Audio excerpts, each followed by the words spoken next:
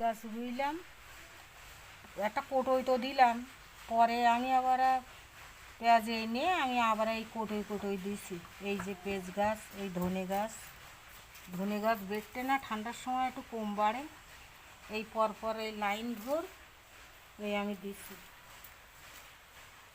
আর এখন আমি একটা চচ্চড়ির তরকার করব, এখন আমি সেই কোটোতে কাটবো, তাই সেইটা দেখাবো। আর আমি মেথির দানা দেবো ছড়াবো, বালতিতে দিছি পেঁয়াজ, তো বস্তায় দিছি পেঁয়াজ আর এই ধনে পাতা দেখাইলাম। এই কোটোটায় দেখো, এই কোটোতে এখন আমি চচ্চড়ি করব, একটা চচ্চড়ির তরকারি রান্না করব। আমি কিছুটা কেটে নেব, কিছুটা পাতা কেটে নেব।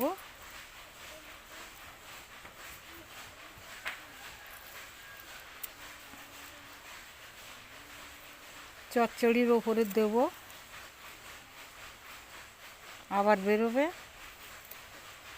দেখো কি সুন্দর বেরিয়েছে, দেখো আর নেবো না। এই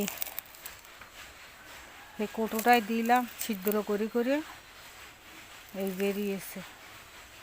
মেথির দানাটা দেবো, এখন কবে বেরোবে আমি দিন তারিখ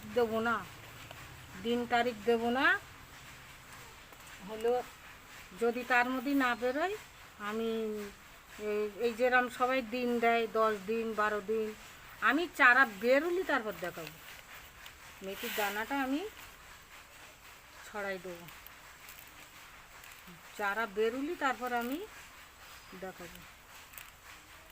ছড়াই দিলাম, মাটিটা আমি আগে তৈরি করে রেখে দিলাম, দিয়ে আমি ছড়াই দিলাম। চারা বেরোলি তারপর আমি দেখাবো। যেরকম এই পেঁয়াজের বেরিয়েছে তারপর দেখাইছি। পেঁয়াজ আমি অনেক রুইছি, অনেক জায়গায় দিয়েছি পেঁয়াজ।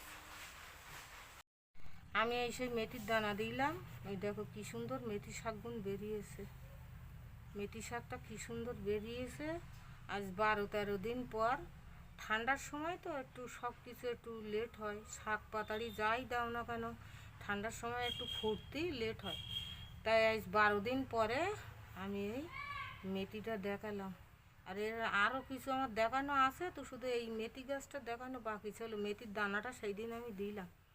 তো এই আমার মেথি গাছ আমি শাকের সঙ্গে পাইল করেও খাবো, কিংবা মুসুরির ডাল দিয়েও খাবো। যখন খাবো তখন দেখাবো। আর এই হলো এখন এই গাছটা আমি দেখাইয়ে কমপ্লিট করলাম।